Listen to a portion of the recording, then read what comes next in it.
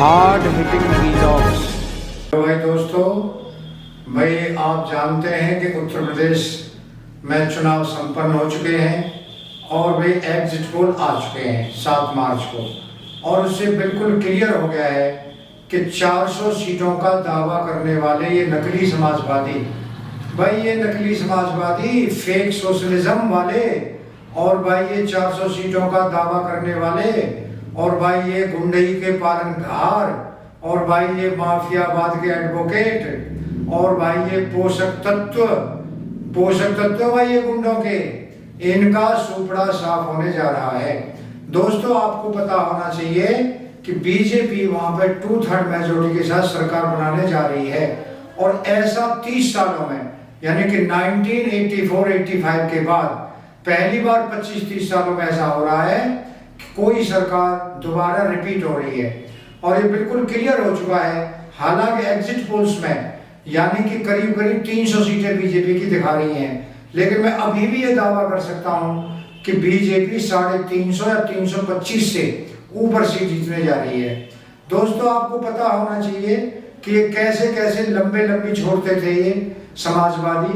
ये जो बहरूपीय समाजवादी हैं, कितना लंबा छोड़ रहे थे कि 400 सीटें आएंगी हमारी, तो क्या 3 सीट जो एक बीएसपी को,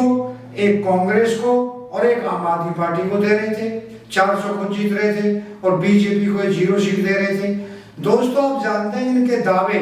इतने झूठे, और इनकी सरकार भी ऐसी इतनी झूठी होती है, और इनके विकास के दावे, इनके आगे कुछ करने के दावे, जो भी अपने घोषणा पत्र में इन्होंने जारी किया है, ये सारे के सारे दावे इनके बिल्कुल इसी तरह हैं जैसे कि इन्होंने 400 सीट जीतने का दावा किया था।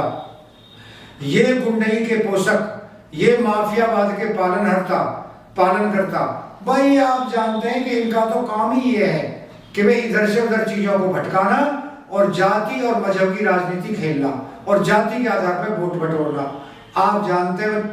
जैसा कि मैंने दावा किया था, मैंने अपने पिछले वीडियोस में दावा किया था कि बीजेपी को 5वां चरण पूरा होने तक पूर्ण बहुमत प्राप्त होने वाला है, और ये बात बिल्कुल सिद्ध हुई कि भाई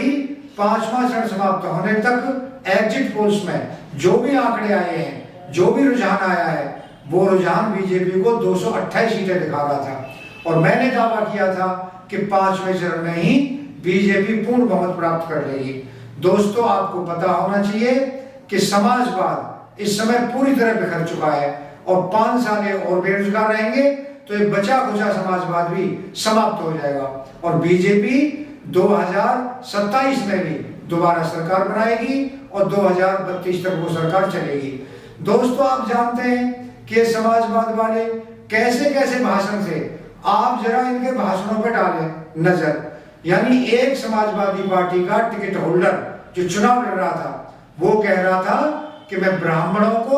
और वही ठाकुरों को सड़क पर दौड़ा करके मारूंगा, और वही आपके अतीक अंसारी के सुपुत्र, उनके फर्जंद, तो अतीक अंसारी के फर्जंद दावा कर रहे थे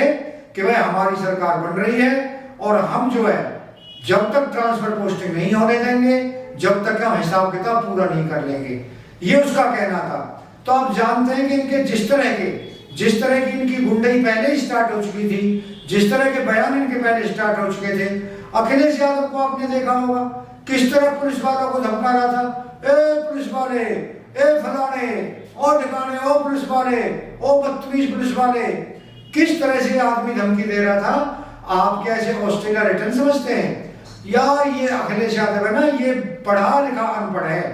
पढ़ा लिखा अनपढ़, वही से कहते हैं हम एजुकेटेड इलिटरेट। आप जानते हैं कि भाई इस समय उत्तर प्रदेश में बीजेपी की सरकार 2/3 मेजोरिटी के साथ बन रही है, और मैं ये दावा कर सकता हूं कि बीजेपी की सीटें, अकेले बीजेपी की सीटें, मैं गठबंधन की बात नहीं कर रहा, एनडीए की बात नहीं कर रहा, बीजेपी की सीटें 325 से भी क्रॉस करने वाली हैं, क्योंकि जिस तरह उत्तर प्रदेश में कानून व्यवस्था के ऊपर,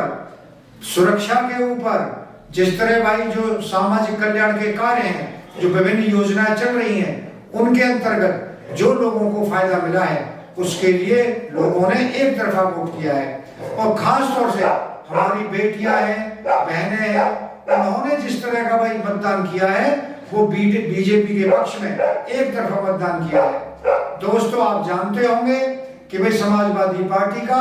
पूरी तरह बंटा ढार हो गया है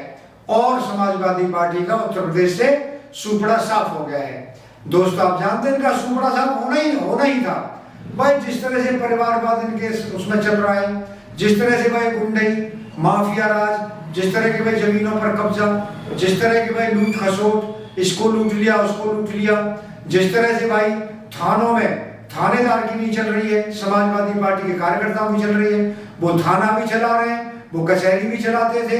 भाई, वो हर प्रशासन को खुद ही चलाते थे। वहां सरकारी अफसरों की कोई पकड़ नहीं थी, सरकारी अफसरों का कोई सम्मान नहीं था। सरकारी अफसर तो सिर्फ चपरासी की तरह वहां पे काम कर रहे थे उत्तर प्रदेश में जब इनकी सरकार थी, और इसका इन्हें बहुत बड़ा नुकसान भुगतान करना पड़ा है। दोस्तों आप जानते हैं कि बीजेपी 300 से 325 सीट तो बता रहे हैं एग्जिट पोल, लेकिन मैं कह रहा हूं 325 से ऊपर सीट आने वाली हैं। दोस्तों अगर आपको वीडियो पसंद आया हो तो आप भाई चैनल को सब्सक्राइब करें, वीडियो को लाइक करें, ज्यादा से ज्यादा शेयर करें। आपका बहुत बहुत धन्यवाद। Thank you very much.